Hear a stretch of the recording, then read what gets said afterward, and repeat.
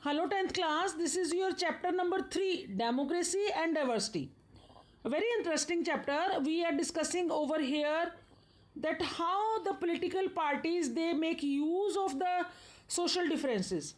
Okay, now in this particular video, we are here to discuss those three determinants, those three factors which are very crucial in deciding the outcome of politics of social divisions. Number one, if we talk about, first of all, the outcome depends on how people perceive their identities. लोग उन identities को कैसे perceive करते हैं. If they perceive their identity in singular or exclusive form, it becomes difficult to accommodate then. मतलब अगर individual होके singular form में उनको अगर परसीव करते हैं तो accommodation becomes very difficult.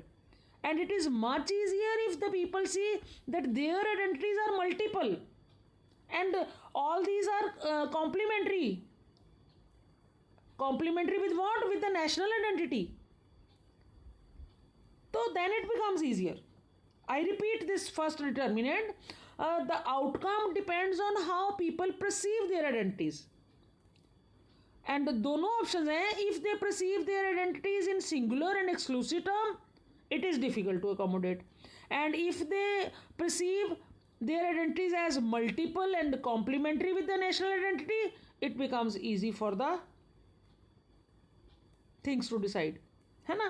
Second, अगर हम डिटर्मिनेंट की बात करें तो outcome of politics in social division depend how the political leaders raise the demand of any community. मतलब पोलिटिकल लीडर्स का क्या रोल है, how do they generate their demands.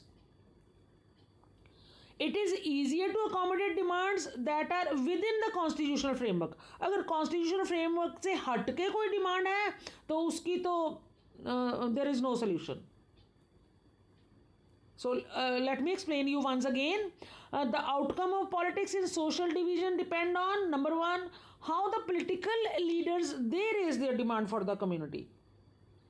If the demands which are raised by them are within the framework of the constitution and are not at the cost of any other community, it is comfortable situation. Otherwise very difficult, very hard. Now if the third determinant की अगर हम बात करें तो the outcome of politics in social division किस पे depend करता है, upon how the government responds. First में था how the people perceive, second में था how the political parties जो political leaders हैं वो कैसे उस चीज़ को लेते हैं. And here is about the government. Okay, how the government responds to such demands. जो various social groups demands generate करते हैं वो गवर्नमेंट कैसे उनको रिएक्ट करती है. Now think of the Belgium model. Just think of कितना उन्होंने खूबसूरती से 4 ऑप्शंस निकाल के गवर्नमेंट ने हर एक सोशल ग्रुप की डिमांड को फुलफिल भी किया, बेस्ट पॉसिबल सोल्यूशन भी निकाला, डेमोक्रेसी को भी मेंटेन रखा. समझ गए ना. अगर रूलर्स दूसरे तरीके से सोचते हैं, जैसे हमने श्रीलंका की एग्जांपल ली थी, हमने एक कम्युनिटी को सप्रेस किया, दूसरी को लाइमलाइट में लेके आए, उसको सारा फेवर्स दिया. जो मेजॉरिटेरियन प्रिंसिपल था उनका, majoritarianism, all of you know by now. So this is how the government reacts, this is how the government responds.